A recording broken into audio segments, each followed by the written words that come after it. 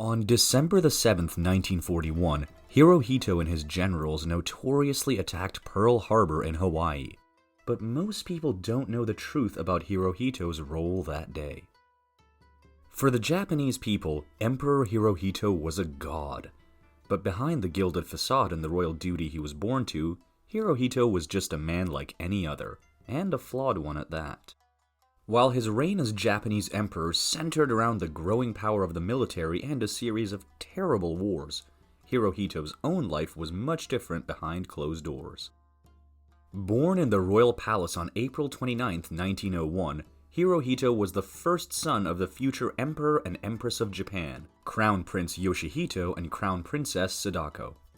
Thanks to his famous grandfather, Emperor Meiji, the role of emperor had undergone a serious transformation. Where the emperorship had once existed as a figurehead position, it now boasted agency and power. This change played a key role in determining the course of Hirohito's life and legacy. The birth of a new prince was always cause for celebration, and the nation rejoiced. The baby's name, Hirohito, roughly translates to abundant benevolence. According to royal tradition, little Hirohito's family sent him away from court at just 10 weeks old so a surrogate parent could raise him. Hirohito's new protector was Count Kawamura Sumiyoshi, a retired vice admiral. The emperor explicitly instructed the elder man to lean into the paternal role and raise Hirohito as though he was his very own grandchild. The count extensively supervised every aspect of his life and meticulously planned his moves. The staff was always mindful of the prince's diet and appearance, ensuring every detail met the royal standard. And, unbeknownst to Hirohito, his time spent with his surrogate grandfather was about to be unceremoniously cut short. When Hirohito was only 3 years old, Count Sumiyoshi, the only father figure he'd ever known, passed away. All of a sudden, he found himself in utterly unknown territory. Hirohito returned to his parents, who were now almost complete strangers to the young royal. In 1908, Hirohito began attending the Gakushuin, a school specifically created to educate royal children. This time of his life was a harrowing passage into adulthood, and when he was only 11 years old, something pivotal occurred. His grandfather, Emperor Meiji, passed, and his father took the throne. Hirohito became the next heir apparent, and by the end of the same year, he was officially named a crown prince. His childhood was now very much over, and new dangers awaited. Soon enough, Hirohito broke out of his shell in a very big way. In fact, to the chagrin of palace traditionalists, he was the very first crown prince to ever visit Europe. His list of destinations included the United Kingdom, France, Belgium, the Netherlands, and Italy, and the activities he enjoyed ranged from lavish banquets to World War I battlefields. He later reminisced on his 6-month venture, writing, "I knew freedom for the first time in England." But when he returned home, he barely had a moment's rest before being thrust into the fray. When Hirohito returned from his travels, he came back to horror.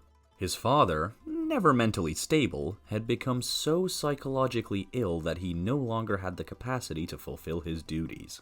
This meant that Hirohito had to step up to the plate by becoming regent of Japan. It was a heavy responsibility to bear, and it turned out Hirohito was in mortal danger. On December 27, 1923, Hirohito was on his way to perform a state duty when an incendiary approached the royal carriage, pistol in hand. With murder on his mind, rebel Daisuke Namba raised his weapon and fired at Hirohito. The bullet crashed through the carriage window, striking a chamberlain and missing its intended target. Hirohito barely escaped with his life that day, but what were the assassin's motives, and why did he want Hirohito gone? Turns out that Daisuke Namba's memory ran deep, and the rebels sought revenge for the execution of his ally a full 13 years earlier. Well, history repeated itself, as authorities took Namba into custody, proclaimed him insane, and condemned him to execution as well. Having dodged a literal bullet, Hirohito started a new lease on life. In 1917, a number of eligible girls attended a tea ceremony at the Imperial Palace. What they didn't know was that someone was watching them. Throughout the ceremony, a concealed Hirohito eyed them from behind a screen, trying to find his future wife. the woman he landed on made history. It was 14-year-old Princess Nagako, Hirohito's distant cousin, who left an indelible impression upon the young prince. Moved by her presentation during the tea ceremony, he was sure that she was the one. On January 26, 1924, the two of them married. And while his selection of Nagako was already an interesting choice, Hirohito had yet another surprise up his sleeve. In a shockingly unprecedented move, Hirohito gave up his 39 court concubines while married to Nagako. With only one woman at his beck and call, all of his hopes for an heir rested with Nagako herself. This may have been a mistake. Hirohito and his wife desperately hoped for a boy, but Nagako gave birth to one girl after another. After 4 daughters, the court became increasingly worried that a boy and an heir might never come. It took nearly a decade of worry for the kingdom to get what it wanted, but in 1933, the royal family finally welcomed a male heir, Akihito. Hirohito's bloodline was secure, but that didn't mean his reign was. On Christmas Day 1926, Hirohito fulfilled his destiny and officially became Emperor of Japan after the passing of his father. This kicked off an intense domino effect. According to custom, Hirohito's given name became strictly off-limits, and his address was limited to His Majesty the Emperor, or simply His Majesty. A new emperor meant the dawning of a new era, and as such it deserved a unique name. Hirohito became the emperor of the Showa era, meaning enlightened peace. However, Hirohito hardly lived up to the name. During his first year in power, Japan faced a severe financial crisis that foreshadowed the hardships of the Great Depression. It made Hirohito's people restless and unhappy, and the emperor's life was now, more than ever, constantly in danger. Hirohito had already survived one assassination attempt on his life, but little did he know he was in for worse. On January 9, 1932, a Korean independence activist named Lee Bong-chang, disguised as a policeman, approached the emperor's procession as it left the Imperial Palace. For Hirohito, it seemed like just another day, until it wasn't. All of a sudden, a forceful explosion rang out through the street, and the ground shook beneath the wheels of his carriage. Lee Bong-chang had thrown a grenade at Hirohito's carriage, and miraculously missed. Instead, the grenade soared past its mark, detonating near another carriage and causing 2 horse fatalities. In yet another stroke of luck, the emperor was safe from harm. For Lee, however, the horror was just beginning. By October of the same year, authorities convicted and executed him for attempting to take Hirohito's life. At the start of the 1930s, Hirohito's problems grew tenfold. His army started going rogue, blowing up a part of the South Manchuria Railway in order to blame the Chinese and start a conflict. A conflict that Hirohito actually wanted nothing to do with. So, when the military proceeded to invade China, the emperor tried to put his foot down, and it backfired big time. After trying to assert his supposedly divine power as emperor, Hirohito got egg right on his face. His cabinet quickly pressured him into letting the invasion proceed anyway. Overwhelmed by opposition on all sides, Hirohito finally gave his permission for the fighting to continue. This was a horrendous mistake. Not just because Hirohito showed weakness, but also because it led to a diabolical decision, one that had the world questioning him for the rest of his life. By 1932, Hirohito was fully in the military's pocket, and it turned into absolute terror. That year, he gave the go-ahead for the infamous bombing of Shanghai. The devastation was so brutal, Hirohito even feared that the Americans would try to intervene, and he called for an end to the Chinese invasion once more. Well, once again, the military completely ignored their monarch. Although Hirohito's men were ignoring him, the world sure wasn't. The League of Nations was so incensed by the horror of Shanghai, Hirohito was forced to have Japan resign its position in the organization. Maybe that seems like small potatoes, but believe me, it wasn't. Forced to turn his back on the League, Hirohito's legacy turned even more to barbarity and unrest. Behind closed doors, Hirohito was a puppet to stronger men, but his public reputation was even more disturbing. With the rise of nationalism in Japan, more and more people worshipped not only the way of the samurai, but also the idea that the emperor was a god come to earth.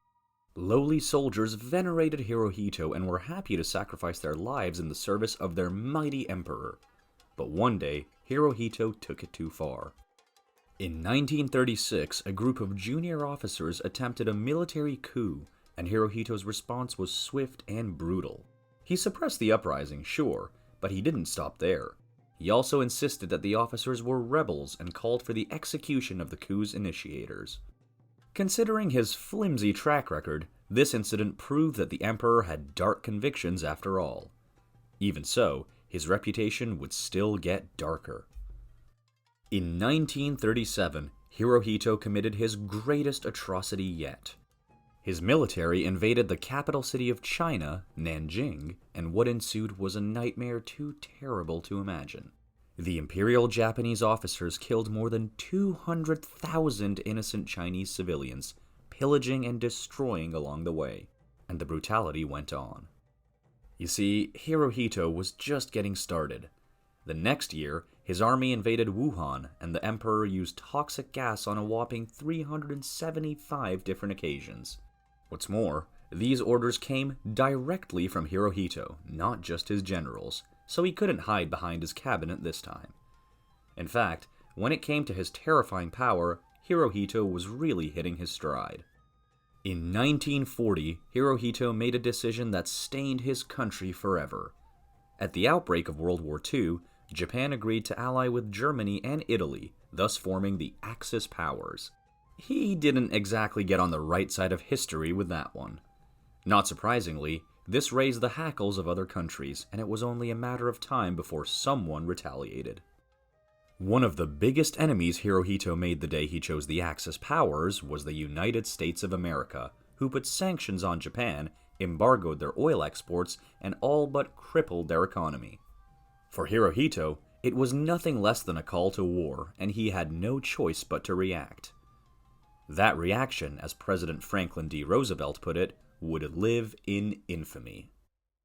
On December 7, 1941, Hirohito and his generals attacked Pearl Harbor, Hawaii in a total ambush. But even though Hirohito approved the attack, he had wanted to do the honorable thing and declare war first, and didn't know it was going to be a surprise hit.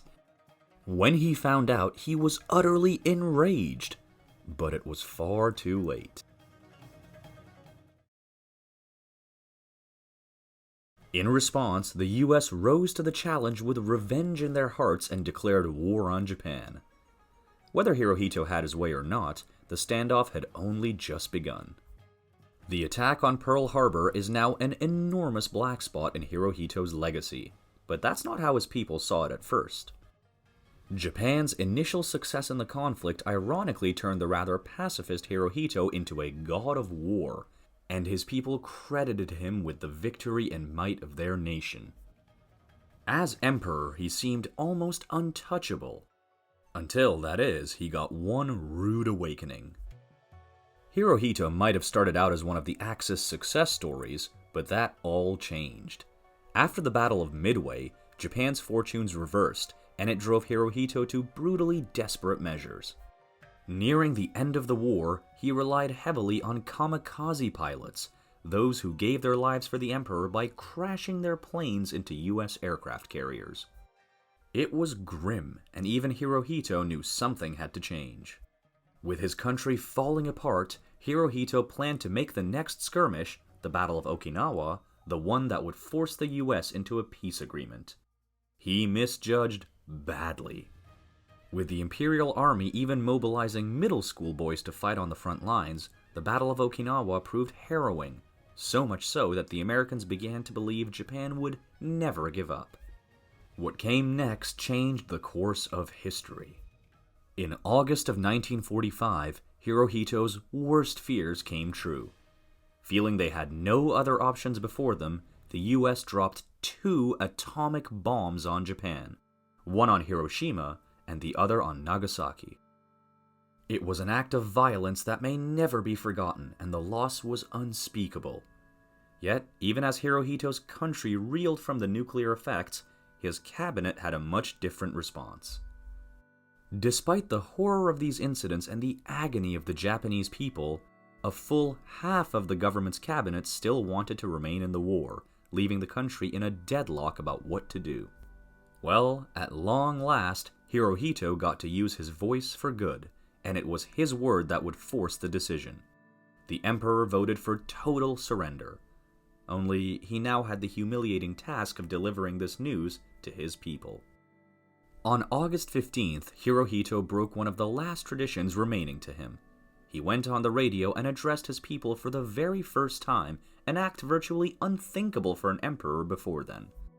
The sound of his voice spread out over the radio waves, reaching the ears of a frightened population as he referred to the devastation caused by the atomic bombs, and explained how he feared the total extinction of human civilization. He told them to endure the unendurable and shared his sorrow for Japan's collective loss of life. But though this marked a defeat for the nation, it was far from the end for the emperor himself. Japan was now under US occupation, and Hirohito technically had a boss for the first time in his life. The American general Douglas MacArthur, the head of the occupying forces.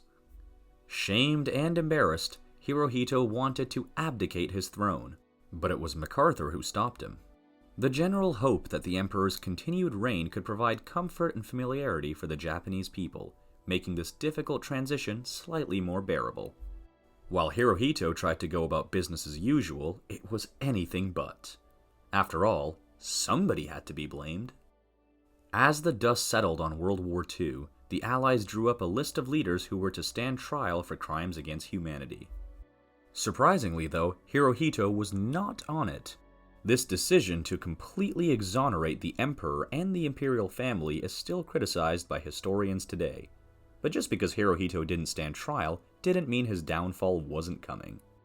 The Allies may have spared Hirohito in one way, but they made him perform an infamously humiliating act. They insisted that he renounce his divinity as emperor publicly. He had to tell his people that he wasn't actually a descendant of gods, but really was just like them and a mere mortal. When he made this humanity declaration in 1946, it was a paradigm-shifting event. He, Japan's infallible leader, was suddenly as fallible as ever. As a result, the emperor's title of imperial sovereign no longer existed, and Hirohito was now a constitutional monarch. In the wake of World War II, Hirohito became a public figure who mended the frayed edges of Japan's relationships with the rest of the world. His travels brought him further into the world than any other emperor, and he was the first to meet an American president.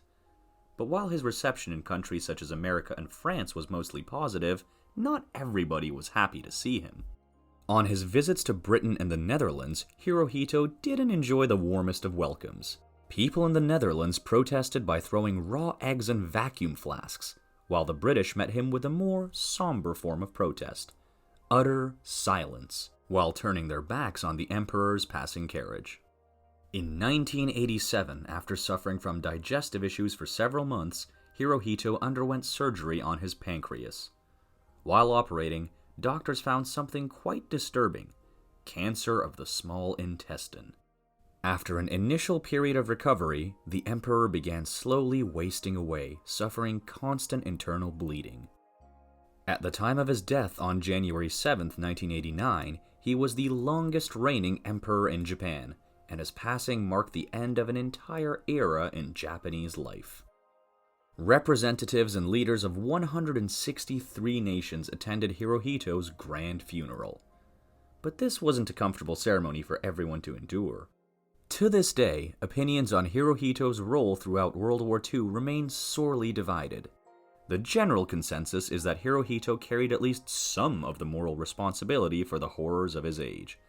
Some argue that he truly served as more of a figurehead and puppet, while some stand in neutral territory. Meanwhile, others swing the other way entirely, believing that the emperor was the true mastermind behind some of the military's most ruthless decisions. But the absolute truth of the matter? Something we'll never know for sure. Thanks for watching History Exposé. If you love uncovering the best stories in history, hit like and subscribe to keep exploring with us. Don't forget to visit our main page, Factinate, for more incredible facts about everything.